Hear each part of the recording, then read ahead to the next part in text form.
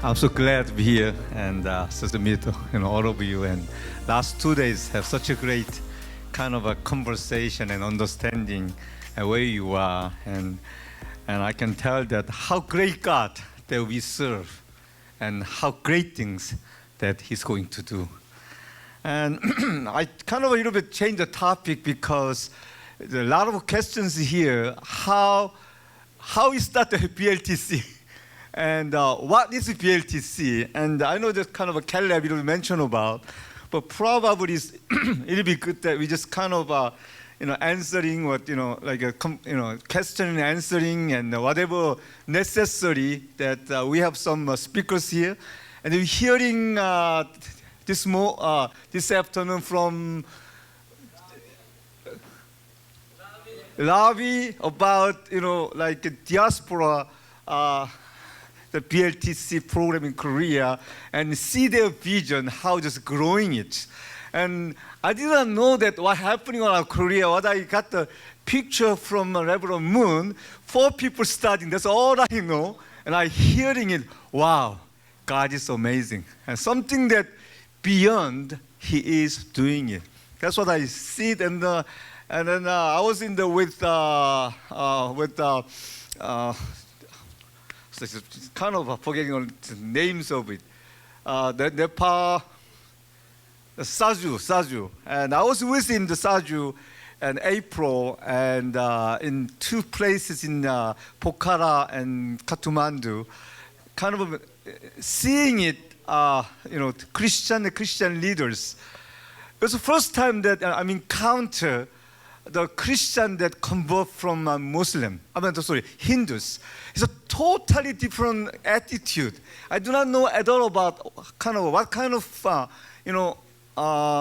the things happen when they convert from Hindu to the Christian. What I feel that the church is teaching by A, B, C, D, everything. Most of the country we know some part of. As a church members, they just simply knowing it a lot of information from the child. Like in Korea, we have a lot of Christmas like celebration. So even the non-Christians come to church, they learning about what is it. So easily learning slowly.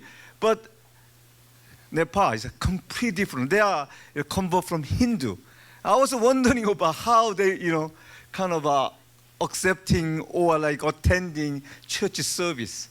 I was so amazed, and also their heart and desire for the mission, and just I don't know. I've been living the missionary life for the last 28 years in Africa, but when I look at pastors in Nepal and the church leaders, wow, I'm amazed. Their heart and desire to continually share the gospel and starting the churches. And I met a few missionaries in Nepal, and their concerns quite different from other countries, and especially from me as Africa. So it's kind of learning a lot. But one thing that is clear, and every kind of churches need trained. We're talking about today 2 million preachers untrained. That was kind of we are facing it. That's what the BLTC is developed. 1998, yesterday the Nono presenting is a topic. The topic conference in Africa, it's not only Africa, more global topic meeting in Johannesburg. I think in 1999, and it's about 1,000 delegates gathered and discussed about untrained pastors, how we reach out. And that was kind of beginning to involve and seeing it, how much that we need it. All the churches depends on leaders. Who leaders that we define what kind of a church that we're building it. And the leadership is one of the key. So BLTC, basically 2 programs. You can make one program. It's kind of like you see in Korea, diaspora BLTC, they develop 4 sessions. And some country, they probably added some more courses and developing BA program. And some country, even they, train half of them, which is biblical study, and half of leadership study. So it's kind of a more flexibly you can developing our program, the Leadership International, the BLTC. So basically BLTC, I think it's about teacher. What kind of a teacher that you develop, that's a future will be. That's all about the teachers, because mainly most of country teachers operate.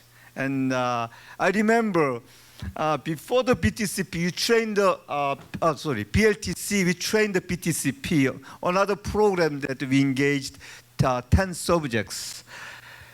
I started the teaching from 97 and finished the program 2 years 99. I first graduation about 5 people. As a teachers, we in theological school, we learn so many subjects. But no one really guiding me about why we learn this one. Why we learn the philosophy, or why we learn, the preaching is understandable. Some of the subject, a lot of theological school students are questioning about. First time, actually, when I trained the whole 10 book, personally, I feel like now I become the pastor. Now I become the theologian, and now I know what to preach, what to teach. So I really recommend anyone studying it. It's better to go through whole books. That is really making totally different your ministry. And I know some of here you like some of part you teaching, and someone love to teaching preaching course only. Someone love to teaching kind of a ethical teaching, whatever. But we as a person, as a whole person, as a Christian. So you have to study whole book that can help a lot of things about what we do not know before, and we more understanding about whole gospel through the program that we're presenting. I know that some of people that I gave the book in Africa, some missionary taking 2 or 3 books. I said, oh, don't do it, please. Because that way, just program-wise, it's quite, difficult to proceeding it, but we try to develop a whole set has to teaching it. Either 10, the biblical study, or leadership study. There was 10, when you're studying it, it's better to, go through all. And BLTC is very practical. When we do BTCP, before BLTC came out, when you do BTCP program, we in Africa and considering to developing something missing. So we try to developing it. In that time, I remember we developing Muslims. In those times that we have AIDS, serious, we do the AIDS program, and also we added Crown program. We have talked with Institute of Crown, and they give the permission, and we added BTCP to what was it? The E3. E3 is part of the program. We tried to add it, but it's not easy to kind of compile as one program. But this BLTC is 20 book as all. Half is so practical, and half is really kind of a biblical study. It's enough, I think, for the local pastors and never been trained. Let me kind of give a few examples of some of the things happening in the world and how the BTCP begins. One of our missionary, I gave the books, and he's kind of staying in the rural community. And he visited all the churches in rural community. In Africa, there's many churches. And then he inviting it with pastors. 5 pastors inviting it. And then 2 years, he studied together with pastors in the churches. Not that he's teaching it. He's teaching one subject, and another pastor, another subject. So they're learning together 2 years. And after that, they're starting 5 classes right away through the churches. One of the things that we, as a kind of pastors and missionary and church leaders, we love to teach. But the thing is, how you train the trainer. And the best way is humble ourselves and study together. And I see that such a way that work, we leadership developing together, and when you finish it, they can start a class right away. And the last year, I was in the Malawi, and one of missionaries was starting the BLTC program, and then they inviting 3 kind of a qualified teacher who graduate Bible college, and they do not know this subject. So 3 days, we try to kind of summarize all books. So kind of sit down together, and 3 days, what we try to do, each book is about what? Through this book, what they can learn. All theological training, basically outcome-based education. Do you understand outcome-based education? There's a kind of all like theological training and plus Bible school or Bible material, and Christian is an outcome-based, the training that we recommend a lot. Outcome-based means when you study one book, we know what they learn and what kind of things they understanding, what kind of things they can apply.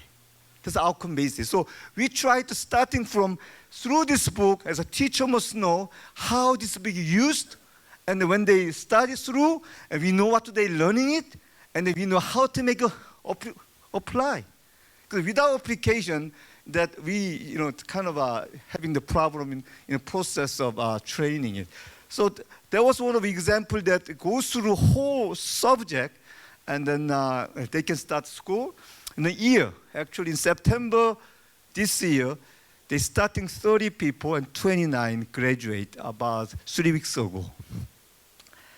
And I was in Kenya last year. We have a Kenya and the 2 national leaders. They have a teachers training. So we went there and participate, sharing about idea. Because those who are already in a teacher, and they need to continually equipping themselves, learning further and further. So from our side, as a Leadership International, we kind of, in the Cape Town and Kenya, once a year, we have a national conference, all teachers gathering, and we have a kind of a conference. And during the conference, we also kind of sharing about each class how to running it, because every class is not the same. The way of running the classes, because we give so much freedom. Some of missionary making Bible college out of our material called Holy Spirit College. They run by themselves. That's great. And then some places like in South Africa with colored community, they like their own. So they make their own school. Name was, I forget about the names, but they developing through that, Bible college, and then they teaching it. And some of places they don't like a kind of Bible college, but they are the more like we communicate, weekly basis to see how they kind of running this program. So that's the way that people start classes. We continually support and help our just assisting it, so kind of teachers can be equipped and they can teach it further. So what our experience last many years, we kind of encouraging every leaders, those are trainer. So when you train 10 people, you know that some of people you recognize it. Someone teachable person, right? Someone teachable person, they can really learning and growing well. So we encouraging it, choosing those people and training it. How we train in Cape Town, basically, those local leaders, and they learning it, and then we take them to, when you're teaching it, they sit down. And then about 2 to 3 months later, we let them teach one subject. We watching it, and then we encouraging him, and we guiding him. And a year later, the person becomes fully teachable person and such a great potential to leading it. Most of our local teachers, they're much better than missionary. We do not know local language. So some of people learning English, but the local people, even though they speak English, they teaching English and local language together. And also their class is much better because we, all missionary here or local leaders, we experience that every program we bring it, people think free. We never have free in our ministry to BLTC program. And basically we charging it and certain amount. Some country charging more and some country less. Depends on the economic situation, but there's nothing free. So teachers basically, our experience is when they become the teacher, they become the good leader of a local community. So not only that, because of that, their teacher, they are respected a lot. So whatever, they collection, and that's the way that, kind of they surviving it and they're pastoring it. And in Cape Town, I claim myself, I'm the bookseller. So whenever I send a book, they send the money first. But most of the classes, the locally, they pay well enough. So we operate with that. And also not only that, we concerning about Leadership International printing first book, but we don't need depends on Leadership International. We can printing again. So we collecting basically book price, each book. So we saving the money, and next time that we can printing and we can more independently running the schools. That's what we do. But it depends on your country and quite not the same. But that's what we run. And teachers. That's a good. That's the most important. Good teachers and good students, right? So that's the key. How you find out good teachers and how you training it, and that's a kind of BLTC program can run. And I'm stopped here, and I like asking whatever your questions we try to ask. Is a collapse here and surgery here, and you can answering it. So. Any questions about?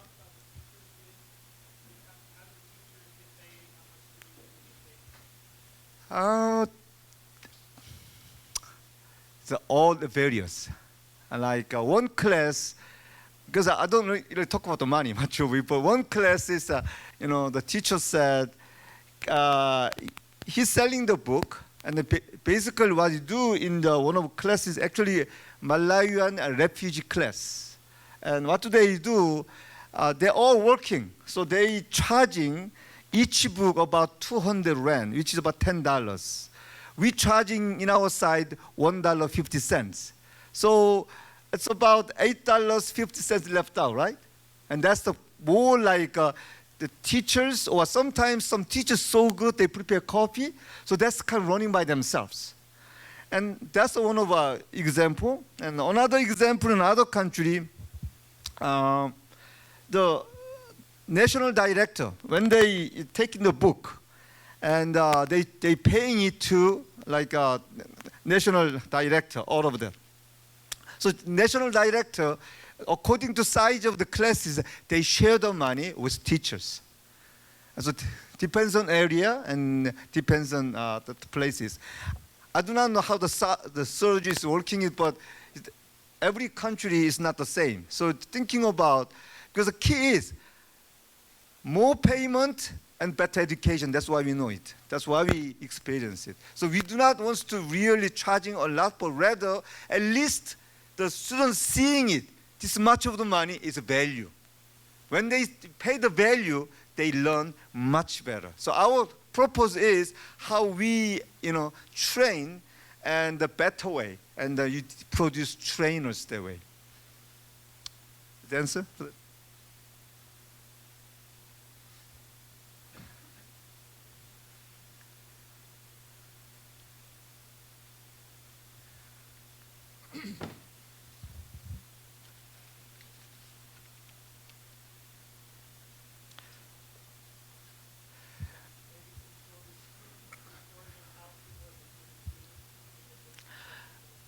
One of our schools that we run, area called East London, which is 1,000 kilometers away from Cape Town. And last August, they invited us to go, but I couldn't go, so my colleague and went there.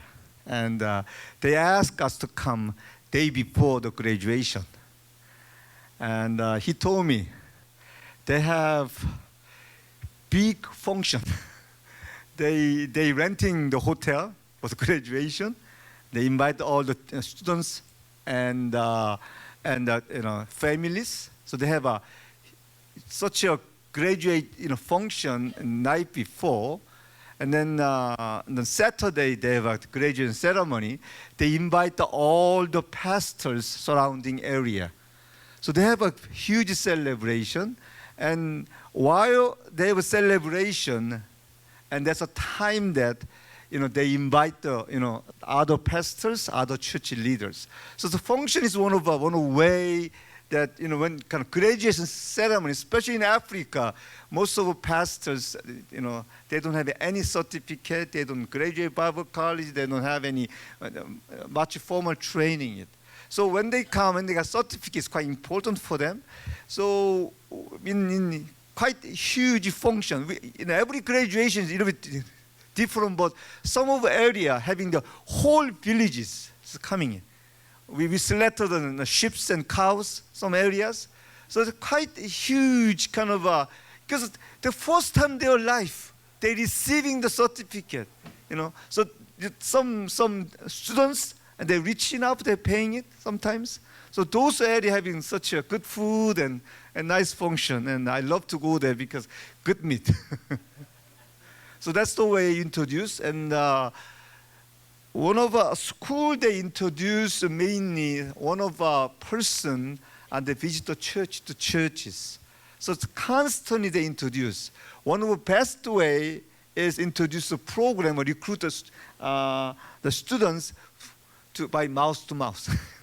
So whoever graduate and whoever attending, they are the one and bring the students. So once starting the classes, that area normally going continue, and year after year. So once you start in the center, normally about 10 to 20 years easily going through. Any comments on or suggestion? Like what are the common expected challenges when we run this BLTC program? Generally or any specific? Well, as a missionary or as a national director? Missionary is a finance challenge because when missionaries start, people don't want to pay. So we as a missionary, we are not teaching this day much of it. We are involving teachers training because we already done several times. But national directors in other country, and they are collecting so well. So, and that's what I found out as a missionary. Our role is quite different from the local leaders. And local leaders, they run better, but missionary also can assisting them to run better way. So our missionary in Cape Town, 12 missionary working together, and they always said, I have nothing to do every day. Because the missionary just operating it, but mostly run by the local leaders. So we are assisting them. Even though when you go teaching, we ask a local leader teaching, we just sit down and just listening. We learn too from them because their way of teaching is quite different from the way we teaching it. So we encourage the missionary. As a best way running it, we as a missionary become assistants or the learning together. Then local people easily take over and has ownership, they run much better than missionary run. And we have experience in one area. When missionary run, they can do only 1 or 2 classes. I don't know why, just it's kind of maybe ownership problem. But when local leaders, we training it, they can make easily 10 and 20. And that's why I learning it, there's a different role as a missionary and local leaders. That's enough? Well, 3 came from Cambodia, and we don't know how to begin, and so we got 2 packs, and then we are going to bring back to Cambodia, and then we are waiting about how to begin, but I don't think we are going to have an opportunity to hear about that. So can you give us I have an idea. 2 Korean missionaries and one Khmer leader. Actually, there are many theological seminaries in Cambodia. There is one, Phnom Penh Bible School. That is the only school, Bible college, that gets ATS? Yeah, ATA, permission, license.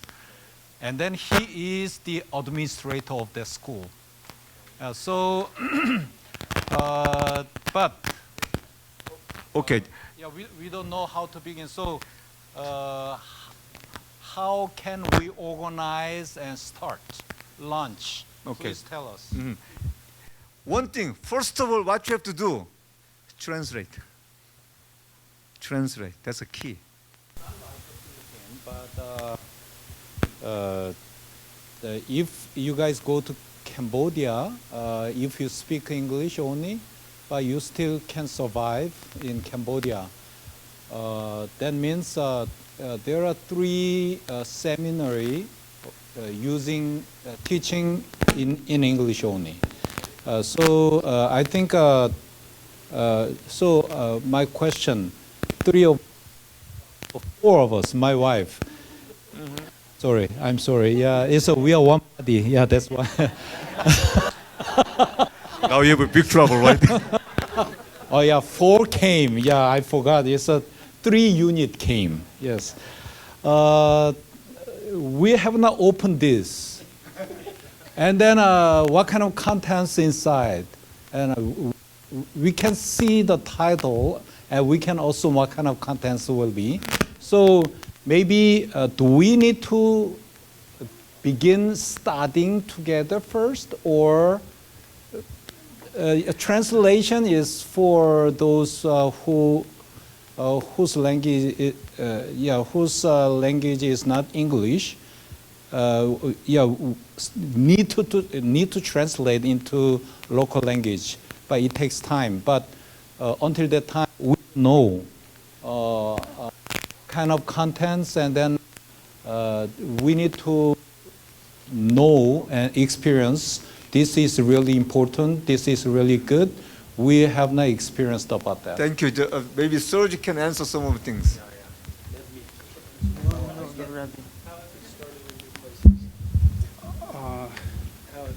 Sorry, I was in the message. We talk with a senior leader. For example, in Pokhara, there are around 40 churches. And we met main person, chairperson, and we discuss about the curriculum, and then we introduce all the courses. Then they made plan to invite all the leaders, and we had one meeting with leaders. At that time, they discussed, they asked many questions, and after that they made plan to start BLTC.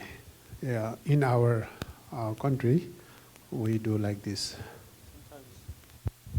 Yeah, because we've done this. I've done this with Sarji, but typically there's obviously, yes, you have to know the curriculum first. You have to know it better than, you have to read through it essentially and be familiar with, at least be familiar enough to do a launch. Sarju gathers the key leaders in a city. We've done the same in India. I think Bhutan maybe. Introduce the program. Is this something that you would like to start? Where is a location that you would like to host this? It's almost always in a local church. What do you think? It's all questions. What do you think is the best placed to host the training? This church. Who do you think are some qualified teachers who could begin training? They nominate. It's all collaborative with the community in the churches, typically, and if they feel that ownership, then it will most likely last for a long time. And then you're supporting, like Jeong is a bookstore, but he spent a lot of time, start here, start here, start here, start here. Now be independent, now be independent, now be independent. And that really all they need is, because at the printing level, at the highest level, you still have to print in the hundreds and thousands of books to get a good price. So there's a logistical component, and then getting the books. In Congo, we're dealing with that. Somebody still has to print the books, distribute the books, and keeping control of the books. You're not just giving. It's not a bookstore where you're selling to anybody, and you're not just giving it free. It's for people in training, but by doing that, you're also, it's giving you a connection point. How is the training going? How are you doing? Who's teaching it? You want to your job as a national leader is to know what's going on and where. If you don't think that the teacher is doing a good job, that's part of your responsibility. And appointing the right teacher is your responsibility. And getting them what they need to be a good teacher is your responsibility. And if they're teaching heresy, it should stop or change, or, at the highest level, your job is making sure that the Bible is being taught correctly through the material.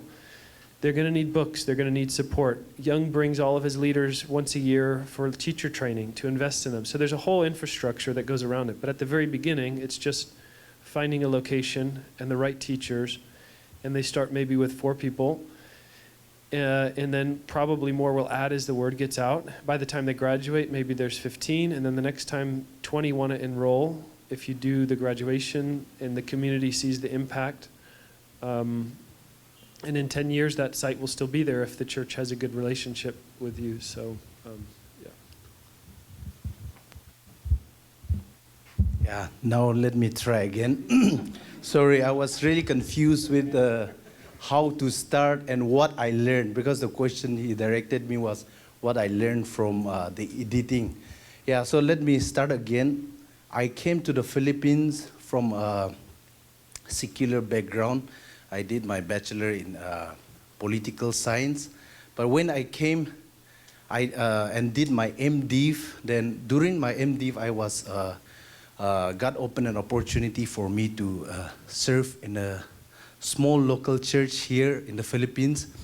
So with my MDiv and my experience in the ministry as a pastor, when I got the opportunity to edit this video, now I'm through like halfway, 20 subjects, right? So I'm already in 10 subjects now. That means I have listened over again and again of the content. So when I evaluate that with my theological knowledge in my seminary and my experience in ministry for almost 9 years now, I found out that why I didn't learn all this. Like, because of all this, in my MDiv, coming from a secular, I struggle a lot because I didn't do my bachelor BTH. So, and plus my experience in the ministry, when I go through my the videos while editing, it really helped me in most of my ministry that I am doing. It's very practical.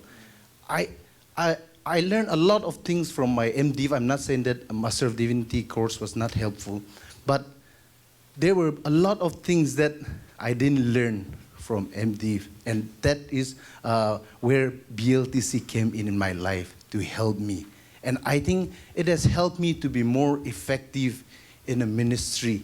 And so I was convinced that if we can make use of this to train pastors or leaders who cannot go to a seminary or go for formal education, this can really equip them to do the work of God effectively for the extension of His kingdom. That was, yeah.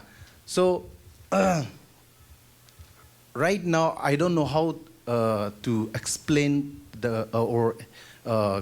explain how we will start this one, but I'm sure Pastor Moksanim Gihwan Jeong will share that. But maybe it's a little different here because we are doing reaching out BLTC through media ministry.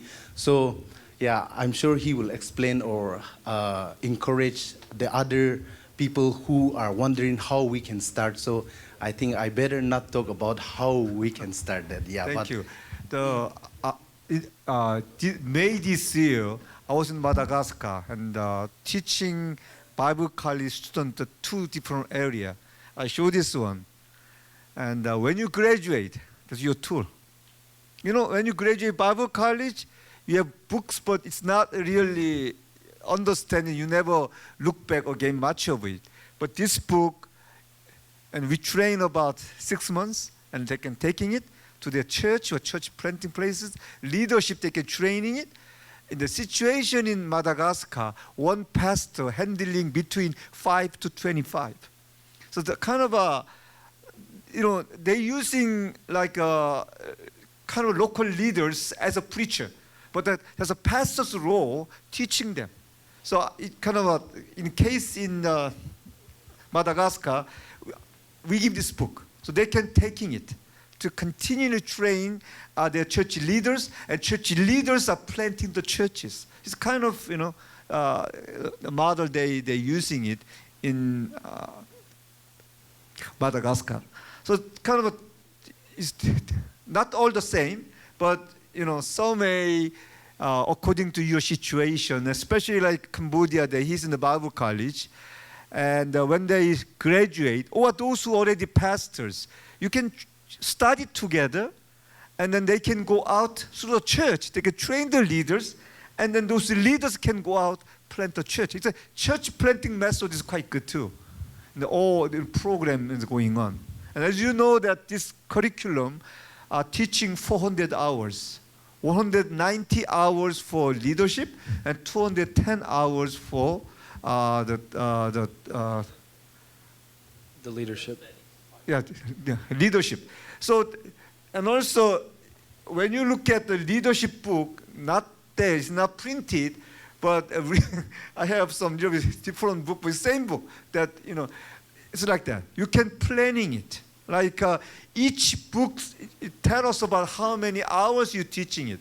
So we calculate that way, and you're training it. And another suggestion, when you're studying it, we encouraging it, finish maximum 2 years. We experienced that some classes going over 2 years. Their heart is dying or they're tired, and it's very difficult to graduate. Even that class cannot start on another classes later on. So better to finish maximum 2 years. And here that yesterday class in Filipinos here, who was here yesterday? It was me. And the student share with me, yes, it's you, right? Yeah. When did you start? When did you start the books? 2 months ago. So how many books do you finish it? You have one. And the other person said they start in the May, finish the 6th. They study every day. So depends on area. But we really recommend when you're studying it, it's better to finish by 2 years. And start, I know it's a challenge. Because first of all, you find out. But I feel like the best is bring your colleagues, friends, and pastors nearby, and study together. And same time, probably in Cambodia, translate continually. But we recommend when you translate 2 to 3 books, you can start the classes with the people, because you already start that way. So you can go through, and that's what we recommend. There's no kind of a clear answer, but it depends on your situation. But I think that's because we have experience like that. Like in the search, when you start the classes, it's not translated yet, all of them, but whatever translate, finish it. We can start in the classes, and you can go through. If you, yeah, okay, so Nangbu, maybe his example, he hasn't started yet, but he runs a Bible college, and if you have a good relationship with the Bible college, I think this is a good strategy. He's going to use this material at his main campus, but he also wants to start extension sites because this is accessible and transferable and teachable in other locations. If you already have a good relationship with the Bible college, you can really use that as one, a project of the Bible college or to expand the Bible college. So ask the students, do you want to be a part of helping translate? Or is this a tool? Some of them may want to be missionaries. Some of them may want to be teachers. So they might want to, when they finish your school, give them the tools to start their own training center when they finish, because they would be good teachers. You're handing them not just books, but an opportunity to start their own training center. Some of these, not all graduates, but some may want to do that. Or you can, but I would cast the vision at the Bible college and say, who wants to now take what you've learned and start a training center when you finish? Or they could also help with the translation. I think there's a lot of ways, but what's in your hands is that relationship. And I think there's always creative ways to use what you have. So We already finished the French, we finished the Portuguese, and Caleb, what else language is done? we're French, working on Portuguese, Arabic. Arabic, Swahili, I think, is finished. Swahili is almost done. Swahili, yeah. I You're heard. doing Malagasy. Yeah, Malagasy, and, Madagascar will be done probably end of this year. Hindi, working on. Yeah, Hindi is working on that. Nepali's finished. Nepal. Spanish is finished. Yes, so Spanish. I don't know if that would be helpful in So- Philippines And also, with some people, but that's right. That's probably what we as a Leadership International, we try to assist, national director, how they operating. That's what the role of Leadership International. So because, the program is such a way that the pastors and church leaders never train, and they are, week after week, they are preaching it, and we see the urgency, and they need to learn and preaching it. So we are not really making kind of formal education, high standard, but we are looking for just lift up. So at least they understanding, kind of whole concept of the pastoring and how to counseling it. And some of books are very practical, like family and marriage and justice and compassion, and some of books. So we continually kind of, through the program, we can equipping the leaders, and they can preaching and teaching and churches. And one of the things that, not in the book, but we have unprinted book, unseen book. It's a 21 actually. The last task is, what was it? Keller, can you explain the last the task? leadership project, yeah. Okay, so there's a couple things, maybe very practical, but when they're going through the biblical studies, we want them to read through the entire Bible while they're doing that. It is kind of part of it because you're doing the Bible survey, goes through every book of the Bible, but that's kind of the main object. I mean, most leaders have not read the entire Bible, which is, I think is essential. So if you haven't done that once, so while they're going through that, throughout a year, that's very feasible to read through the entire Bible while they're going through the biblical studies. The big thing for the leadership studies is the project, which is at the end. And that there's a one-page direction on that in our teacher training book, but it's a leadership project that the class, they get into groups, they have to raise their own money. If it requires money, they have to plan their own project. So that's actually like the 11th class of the 10 courses, and then the 11th, it's a project. And there's no one way they have to do it, but there's some examples in there. These are some projects, community service projects, outreach, evangelism, what Sarju talked about, distributing, could be something like that. So they actually have to do a leadership project to put what they've learned into practice. Let me say, sorry, Jeong, let me say, Pete mentioned there is actually numbers on there, 1 to 20. Gihwan has done that 1 to 20. So if you were going to start, you just open book number 1, and you would start teaching from book number 1. You can go out of order, but that's the recommended order, 1 to 20. Obviously, you want to start with the biblical foundations first before you get into the leadership. And I would start with that in the translation too. Yeah, and what I think Jeong's saying is important. You don't have to wait. If it takes you a year to translate the 20 courses, you don't have to wait a year to start the classes. It'll take you a month to translate the first one. So in 2 months, you can start. And you have one team translating while somebody else is training. As long as you're translating faster than you're teaching, then you can start essentially. But typically, I would say start with, once you've got 5 translated, or at least, or 10, you can start a class. And so translation is obviously a big thing. Then, sorry, real quick, with the Bible college thing, we don't compete with Bible colleges, and there should be no reason they feel threatened. And one way you can make that very easy for a Bible college, if you feel the tension or the threat of you're taking their people, I would directly communicate with Bible colleges and communicate. If a typical Bible college may be 50 people, 30, 50 people maybe, your program could have hundreds or thousands, theoretically, in the size of your country, potentially. That is an entire group of leaders that could be future students at a seminary or Bible college. So you're doing the hard work of identifying leaders. Say you classes, with 20 leaders, 200 leaders. You say, look, we're going to go to the remote places, the difficult places, the hard places. We're going to have 200 leaders by the end of the year at these 10 locations. Will you accredit these courses for us so that when they finish, you have 200 potential students that can enroll in your Bible college? And if they don't think that's attractive, then I don't know why they wouldn't. But that should be attractive to them. So that's one model that has worked in some places. And so then the students say, go through our program, and when you come out, you've already finished, one year of Bible college, and then you can enroll in this Bible college and you can start year number 2.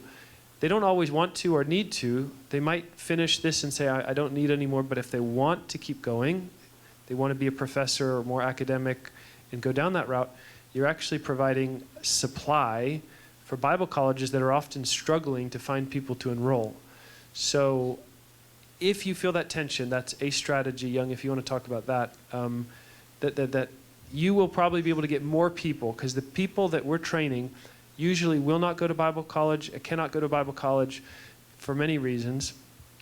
So we're not even reaching the same people.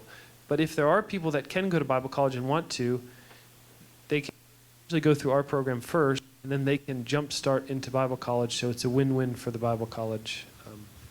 Thank you. Actually, the Caleb and Surge and we are here.